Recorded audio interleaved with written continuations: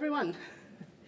As I was just saying, my name's Rosalind Croucher, or Ros, and my role is as President of the Australian Human Rights Commission.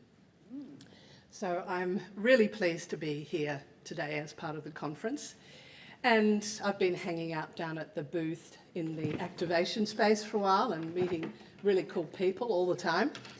And I said to Anna, Brown and Kate, we could, whatever you'd like me to do, I'll be happy to help.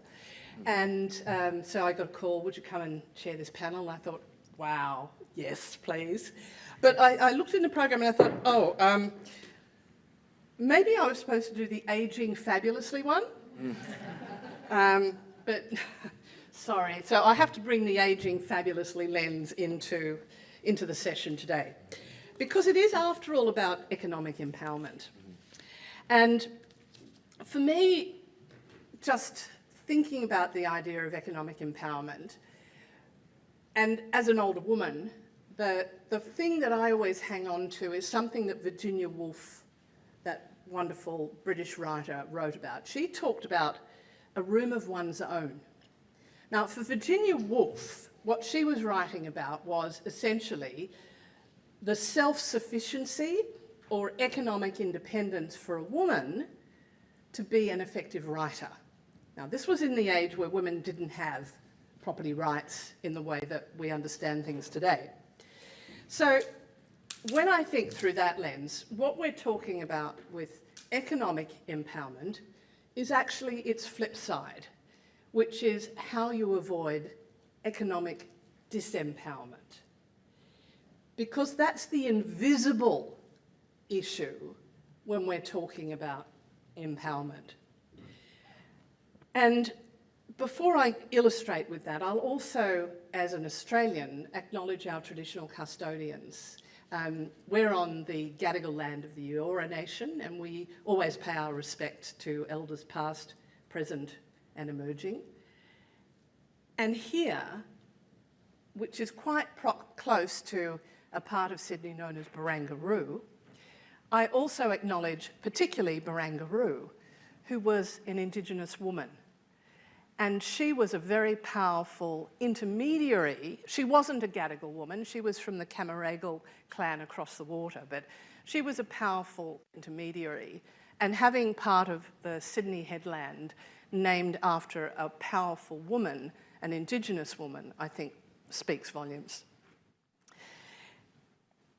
The idea of economic disempowerment then, it's a combination of invisibility, denial, and discrimination. Invisibility, older women over 55 are the biggest growing cohort of homeless people in this country. Australia has the semblance of a wealthy nation, but for older women over 55, they are in real peril. Denial, people with disability, LGBTIQA+ people, Indigenous people, our First Nations people, often below the radar of even a conversation about economic empowerment because of the disempowerment elements. And then you add in discrimination on any of the grounds I've mentioned, but particularly things like racism and its impact on our First Nations peoples. And to pretend that these are not structural problems, you're not even beginning a conversation about economic empowerment. So when you add all of those layers up, say you're an older trans woman with disability who's escaping family violence, then you're absolutely snookered. You don't even have a hope of even beginning a conversation about economic empowerment because you're carrying so much baggage of invisibility, denial, and discrimination. So, what can be done? We're talking about empowerment, and this is where our fabulous panellists will help us get into a conversation about empowerment. A lot is grassroots and anchored in communities who are helping communities. I met a terrific group around in our little chat room, which was about a professional LGBTQIA+ mentoring program as an example of grassroots. There's a lot of stuff I could talk about in terms of what Australian law does for providing avenues of redress, but avenues of redress sit heavily on individuals, and that's a real problem of the way that our law is structured in this country. It shouldn't be like that, and at my commission, we're actively promoting positive duties in legislation which puts a responsibility on employers actively not to discriminate. So taking that load off the invisible, the denied and the discriminated, taking the load off them and placing the responsibility in a shifting of the dial towards a preventative model. So look, I won't speak anymore. I do have a fabulous panel, but as an older woman and one who really should be chairing the Ageing Fabulously panel, I still am delighted that I'm here with these wonderful panellists. And before I drop everything on the floor, I can start to introduce our panel. Now, I've been told a few things. We're using Slido. So everyone have the Slido app? I think you all should. Are you going to pop a QR code? Okay, perfect. If you don't have Slido, can you photograph that, download it? It's where you can pop in the questions, you're familiar with it.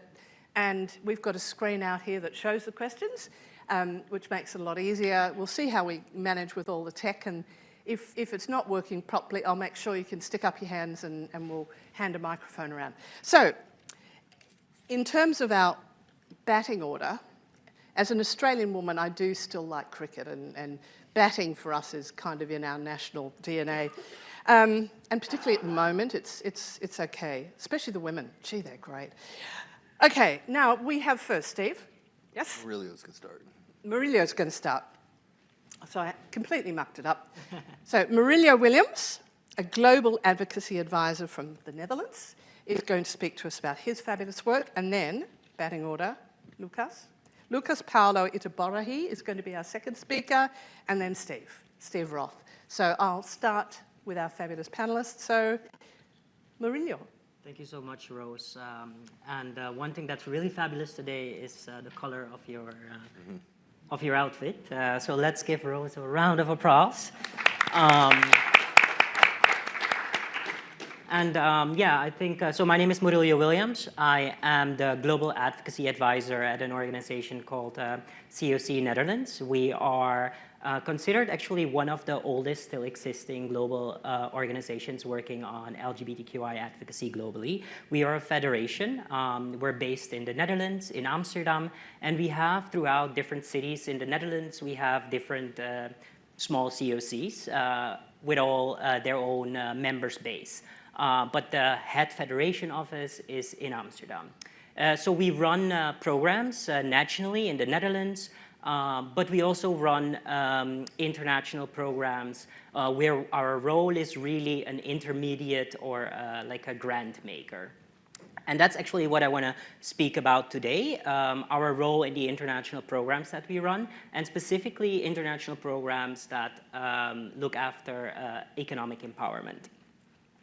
So today I want to basically share a little bit of our work among three main pillars. The first one being how we share and create knowledge when it comes to economic empowerment.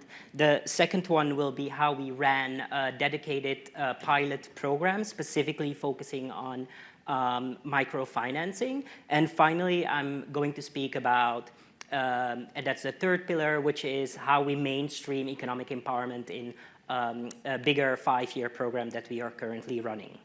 I'll start with the first one, which is how we create and share knowledge when it comes to economic empowerment in our international programs. So in 2020, we did a mapping on existing interventions in the Global South, specifically among community-based organizations. And we mapped what is already out there, what community LGBTQI communities are already doing when it comes to economically empowering themselves and their constituencies. So one thing that came out basically out of this mapping is a wide range of activities that were happening and how people were basically ensuring that, that they could economically empower themselves. This resulted in a guide, we call it a guide of best practices, that we then disseminated among 90 CBO organizations globally through different webinars and events that we kind of organized.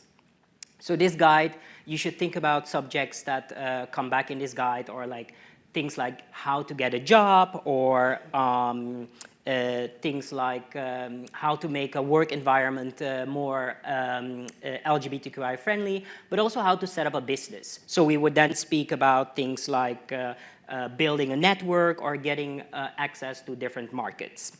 So that's the first pillar I wanted to highlight. The second pillar is a dedicated program that we ran together with our colleagues from Micro Rainbow International, which specifically focused on microfinancing. So this was a one-year program that ran from 2019 till 2020, and its main purpose was basically to give microloans to a group of organizations to be able to support and empower communities to be able to start businesses. This happened mostly, we decided to do this pilot program among the most excluded groups, which included trans and LGBTQ people.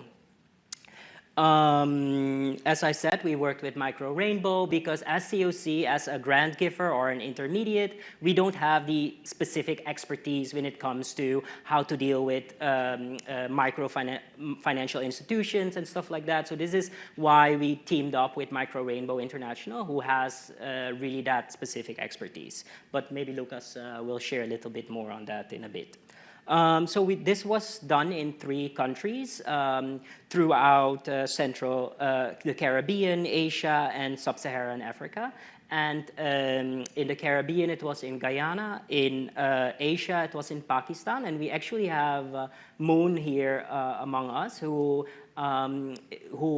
actually was one of the organizations that implemented the program in Pakistan, which specifically focused on lunchboxes. And the program started with 4 trans women who got funding to start this business. And actually today, this business has grown to, and is still running, it has grown to a business where 40 trans women are running this program. So feel free to ask Moon any questions you would want during this session. So this was basically the program, the dedicated program that we ran specifically focusing on economic empowerment. What we currently do is we mainstream economic empowerment in our bigger programs. So we run a program called Power of Pride. It is one of the biggest international programs when it comes to LGBTQI empowerment. It's really an advocacy program. So the main goal of the program is to advocate for human rights, the human rights linked to LGBTQI people. But we see that in this program, there are linkages made to economic empowerment. So it's a program we run together with ILGA Asia, Pan-African ILGA, the African part of ILGA and the Asian part of ILGA. And we do this also together with the Ministry of Foreign Affairs of the Netherlands. It's a 5-year program in 22 countries across Africa and Asia. So as I said, it's an advocacy program. We have different pillars within this program, and it focuses, for instance, on empowering individuals, strengthening communities, and influencing policies. So it is a very participatory model, so communities can decide themselves what they want to invest in. And we see practices where, for instance, when it goes about empowering individuals or strengthening communities, that communities around the world choose to focus on economic empowerment activities within this specific program. And then, so these were the three pillars that, or some of the work that we do on economic empowerment that I wanted to share. And I would like to end with looking forward, what is important when we speak about economic empowerment, because as we all heard at the opening ceremony today, we have to look forward. And I was asked, Morillio, can you also look forward? So I'm like, okay, let's look forward. So I think what I would advise people who are program creators, grant givers, or even donors to think about indeed these two approaches. On the one hand, running really dedicated programs that focus on economic empowerment, but also if people are running other programs to include economic empowerment in bigger programs, like mainstreaming it in bigger programs. Because we really believe at COC the Netherlands that for activists to be economically empowered is actually a precondition for activism.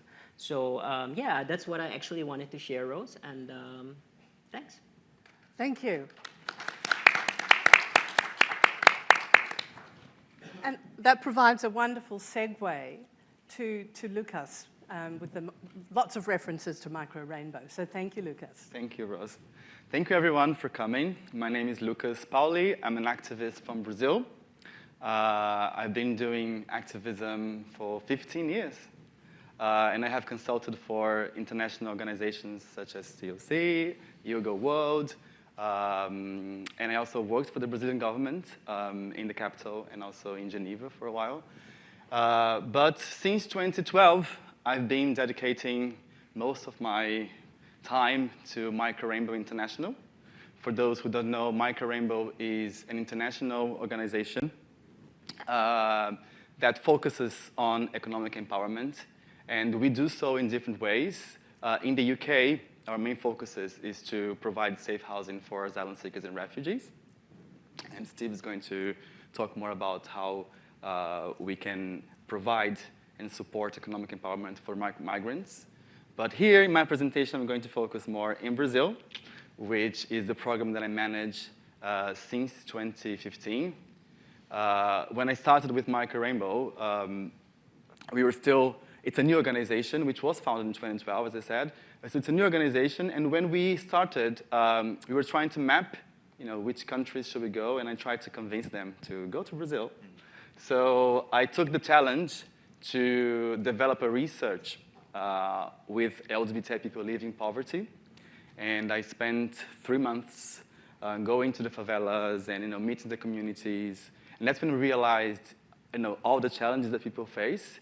And then we created this very innovative program through which we provide a 3-month business training for LGBTI people, and we help them develop their own businesses. So we provide them with skills building trainings on business management, financial education. We also have psychological support. And throughout the training, we help them develop their own business plan. And after the training, for those who were able to complete and who are successful and who are ready to start a business, we provide mentoring and also seed capital. And we've been doing this since 2015, and I think over the last years, we were able to support over 500 low-income LGBTI entrepreneurs, and in which 250 were actually able to start or grow a business. And the results in the communities are just really impressive. We, at Micro Rainbow, we focus a lot also on monitoring, and also we try to gather facts and try to check what the impact of our work is in our communities so that we can improve our work and also try to measure if we're being successful or effective in our strategies. So, the types of business that people develop are just, crazy because they are very talented. And normally people tend to think, oh my God, just like they're doing just art craft or cooking business. But no, they have such a huge variety of businesses. And we we support them to develop their own talents. Many of them have been doing informal work for years and years and years, but some of them are still struggling to find their place in the world. And so we focus a lot on talent and building and trying to take the most of what they already have. And so one of the main results that we have able to see is the increase in autonomy and financial independence. And that's very wonderful because we are talking about a community of people who are not only gay, lesbian, trans, but they're also black, and they're living in the favelas, and they have been facing discrimination for years and years and years and years. So there's lots of intersectionality involved, which makes it more difficult for them to step out of poverty.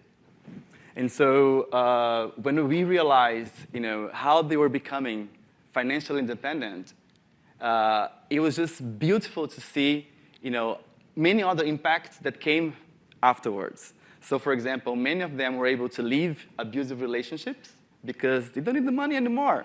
I can provide for myself. Some of them were able to leave their parents' home, especially those who were facing very homophobic and transphobic parents and relatives. Another great impact is that they're able to escape homo and transphobic work environments, or to spend 8, 10 hours a day working for companies who don't care about them, who won't provide a welcoming and respectful work environment. Many of them have faced lots of exploitation and discrimination in the workplace. And then, when they realized that they could start a business, they're like, I'm not going to do this anymore. I can provide for myself. So this is, I think, one of the wonderful things about the impact that our work has in our community. I think also many people were also able to improve their livelihoods. And as a result, they were able to access more cultural activities, to choose safer transportation modes, especially in Brazil, which can be a very dangerous country if you ever been to Rio, for example. They're also able to, which I think is wonderful to see, their sense of pride as a result of this economic empowerment. It's not just about making money, but it's also about increasing their self-esteem and have been able to believe in themselves. And yeah, I could speak for hours about this, but I get very emotional when we talk to people, when we see how suddenly they were able to just finally feel proud for being LGBTI people. Also, the support networks that they start building among themselves is just wonderful. So they become business partners, and they start helping each other. So I remember, because in our trainings, we normally, for each training, we have about 45 people together, so they start developing different strategies among themselves. One, okay, I'm going to develop the marketing strategy for you. So in the end, and this is not something that we planned. It's something that happened as a result of this engagement among this group of people who respect each other, who are in the same cause, and who want to help each other grow as business owners. And talking about this, I think I'm going to, as a way to finish my presentation, it was very touching to hear that many of them had never imagined that they could be business owners, or that they were already business owners or entrepreneurs. I remember one of our beneficiaries. She used to work in a beauty parlor throughout the week. And during the weekend, she would bake 20, 25, 30 cakes. And I have a quote that she said, "I never saw myself as a business owner. I was just fighting to survive and trying to make a living." So can you see how impressive that is? Or there are some cases, for example, of trans people that we have supported who decided to not rely 100% on sex work anymore because they could make ends meet in different ways. And I could go on. I have so many successful stories, and I'm happy to share more on the Q&A. But I think what I want to end is, I think there is hope, and we at Micro Rainbow, what we do is to give hope to people so that they can change their lives, so that they can empower themselves. And by empowering themselves, they also empower their communities. And I think it's very important for us as activists, and especially in this huge conference, to think about this, because there are not many organizations working on economic empowerment. We were one of the first ones to start doing this. And there's a lot more work to be done. There's more funding that needs to be brought to us so that we can deliver similar work in different countries. Our methodology in Brazil could be replicated elsewhere, just hinting. And we'll be happy to speak to you and to answer your questions afterwards. Thank you.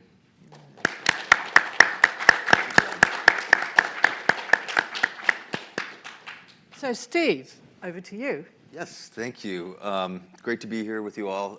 I'm Steve Roth. I'm the Executive Director at ORAM, the Organization for Refuge, Asylum, and Migration. I've been in this role for about 3.5 years, and prior to this, I built the global programs at Out and Equal Workplace Advocates, which focuses on inclusion for LGBTIQ people in the workplace. So this work, it's economic empowerment and jobs for queer people is near and dear to my heart. So at ORAM, we are one of the oldest international NGOs focused exclusively on the safety and empowerment of LGBTIQ refugees and asylum seekers around the world. We work primarily in what we call transit countries. So after people have left their country of origin, but before they've reached a resettlement country like Australia or Canada or the US.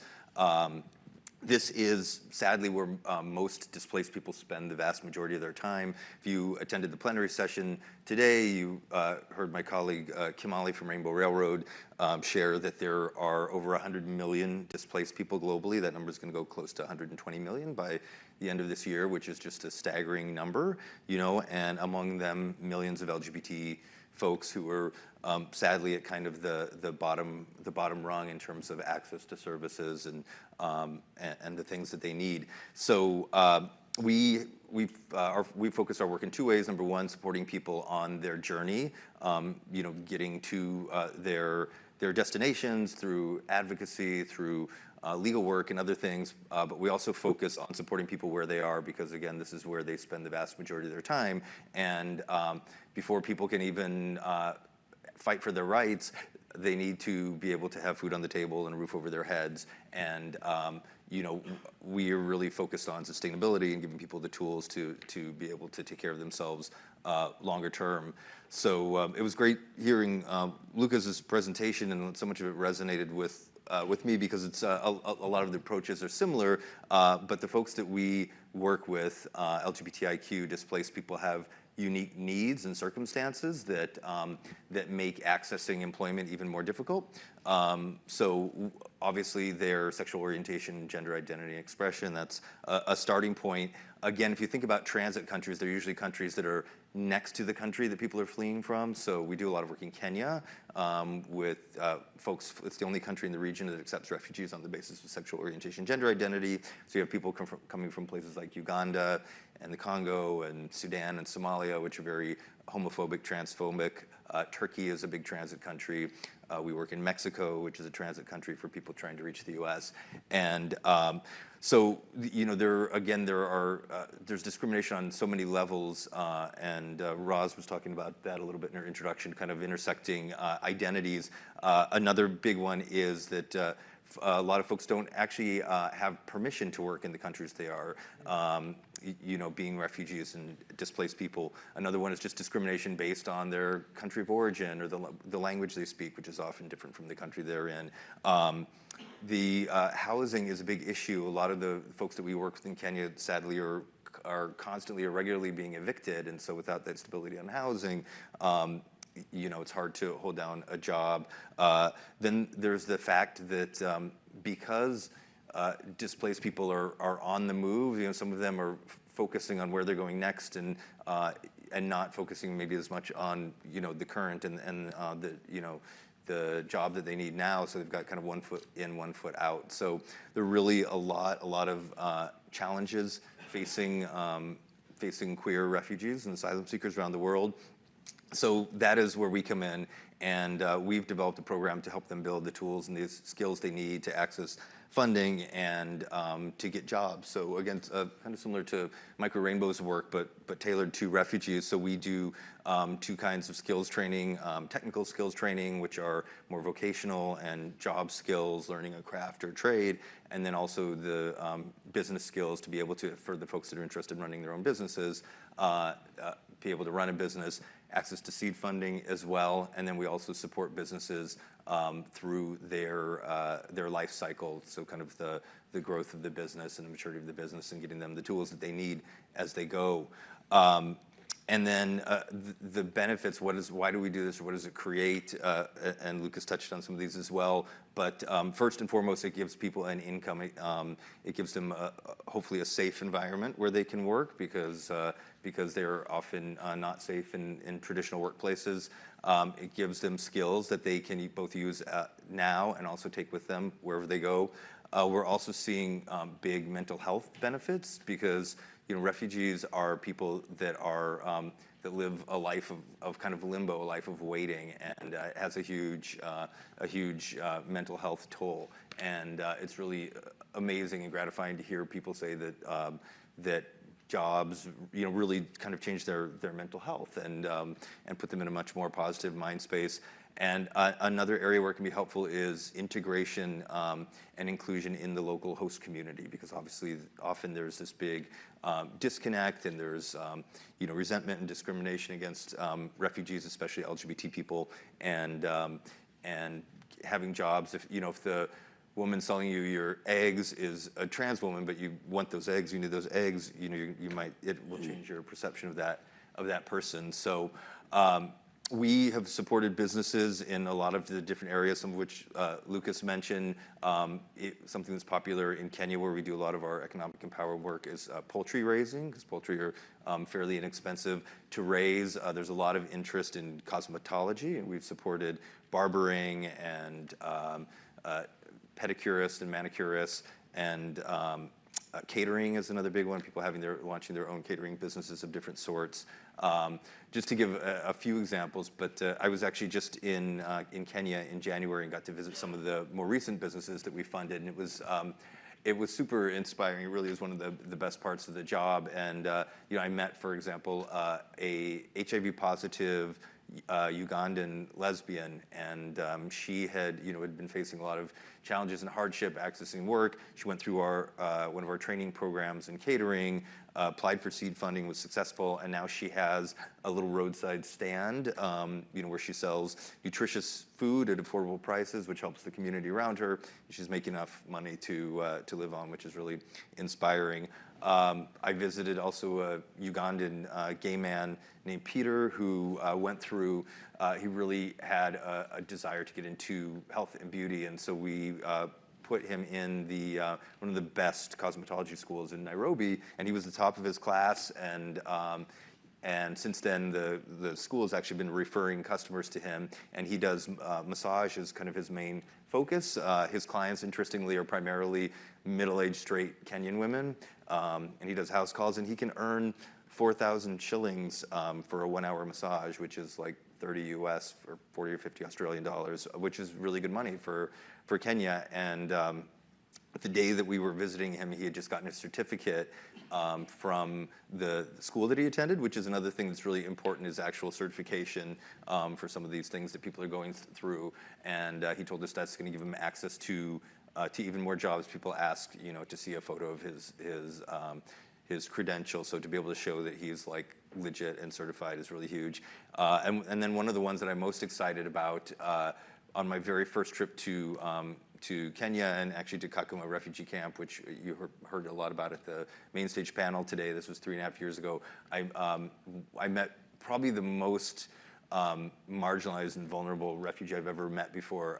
He was a gay man from Yemen who was in this refugee camp in northern Kenya.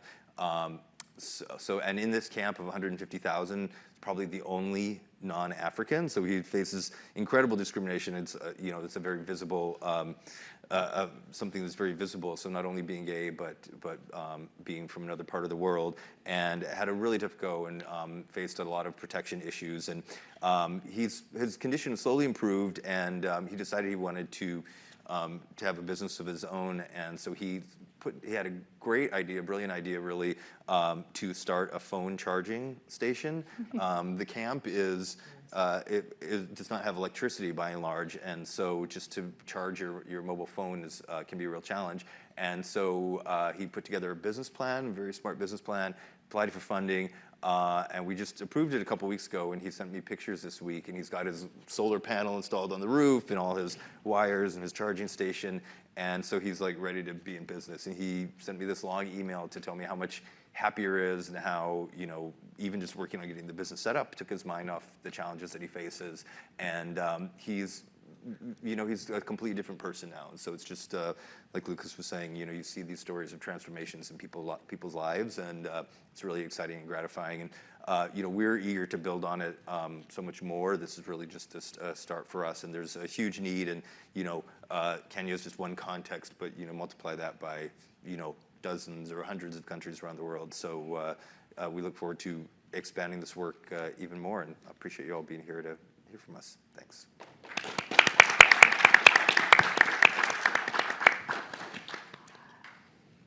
Such inspiring stories, and the power of storytelling, I think, is just magical. And each of those individual stories that you shared with us is very real. I think we've got some questions that we can take from Slido. We can't see them at the moment, thank you. But while perhaps you can have a look at those questions and see what you'd like to tackle. But what I really noticed was the use of language like "I can," and how the work that each of you is doing is enabling. So empowerment begins with that sense of I can, and then we can, which I thought, Lucas, when you were talking about how it rubbed off in the training, and that sense of empowerment comes from a beginning recognition of it's in me, I can do this. And it reminded me of, there's the Australians in the room might, this might be familiar to you, but there is a song that an Indigenous songwriter wrote that has this wonderful phrase in it: from little things, big things come.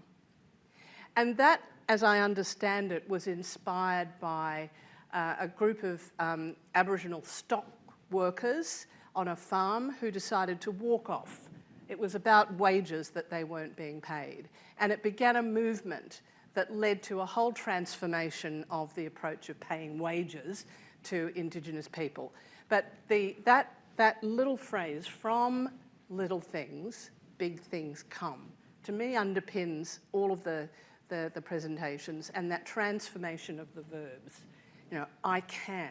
And you've enabled that sense of I can, and capturing that sense, well, actually I am an entrepreneur. I'm a fabulous baker, or I do brilliant massage, or I know how to make a buck. You know, the charging, recognising need. So it's that liberation of a sense of ability, which is that beginning of that journey of economic empowerment, and even just as simple as a recognition, I can.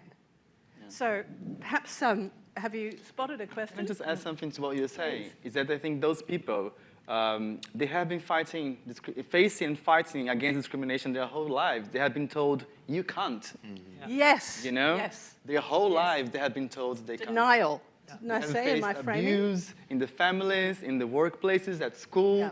And so suddenly I think that's what I was saying about hope. Like we provide them with hope, and we help them to kind of really realize who they are, how to fulfill how to reclaim their space in the world. Yeah, peeling away the denial from you can't to you can. Yeah, I love it. Yeah, and I think, you know, that's actually something that I really admire in these programs, that people are first able to, like the information that we, for instance, in the guide that I spoke about, that people get the information on how to start a business or how to really, where to start. Because imagine coming to these countries where people are not aware of where to start, then they have the ability to start. So they would then first get the information. So they are able to, they are willing to, and then indeed they can. Which actually links a little bit to one of the questions there that we actually had a conversation on capitalism and, you know, if economic empowerment really, if it really helps in an equal world where you know where there is a capitalist world. So one thing that I think when it comes to capitalism and economic empowerment linked to economic empowerment is, of course, I think the system of capitalism has a lot of things that you know, you can question and that are questionable. Nevertheless, it is a reality in the world, right? It is a reality that a number of, like most of the world basically is living under this system of capitalism. So, and people want to, you know, they want to live, they want to eat, they want to be able to provide themselves and their families, and especially people who are mostly left behind within the LGBTQI community. So I do think that given that programs that focus on empowering people to be able to, like you said, so that they can to be able to live up to their livelihood under the circumstances of a capitalist world that we live in. We have to deal with it. It's not going to change tomorrow. So we do have to care for our communities around the world, our family, our LGBTQI family.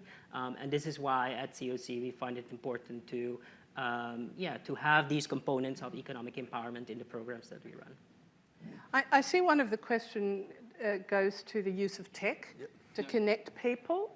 You might like to talk about that, Steve. I'd be happy to, and I'll just read the question. I'm not sure if people can see it or not. The question is, using tech is fab to connect people in the community to start their entrepreneurship journey with financiers at scale. Have you partnered with purpose-led fintechs? And so we actually have, and I'm glad that someone asked this question because there's a huge role and opportunity for corporations to engage in this work. First of all, it is in their lane, right? They're focused on employment and business, and so it makes a lot of sense. And there's a lot of ways that companies can engage.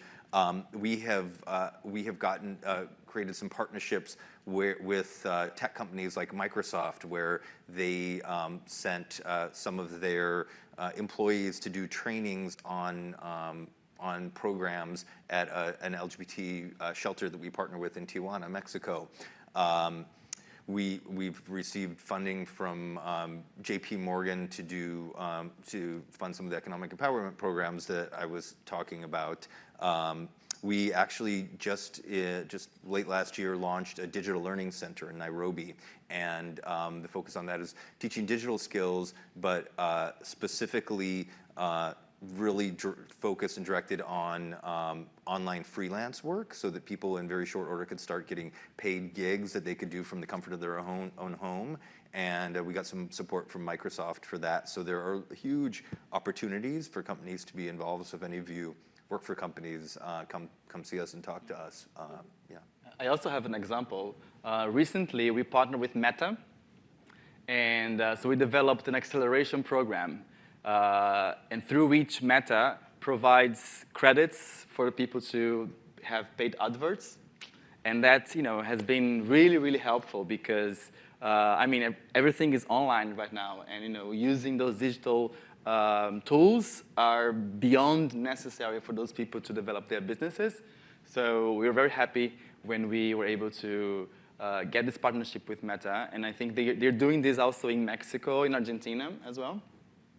And it's an easy way for those big companies to bring money to our communities. Thank you. Well, I know we've only got a few seconds left. We have this wonderful countdown clock, which has kept us to the time.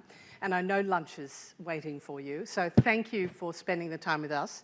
I've got a small announcement to make, and then I'll make the announcement first, and then I'll give you a chance to give an enormous round of applause to Steve, to Lucas, and Morillio.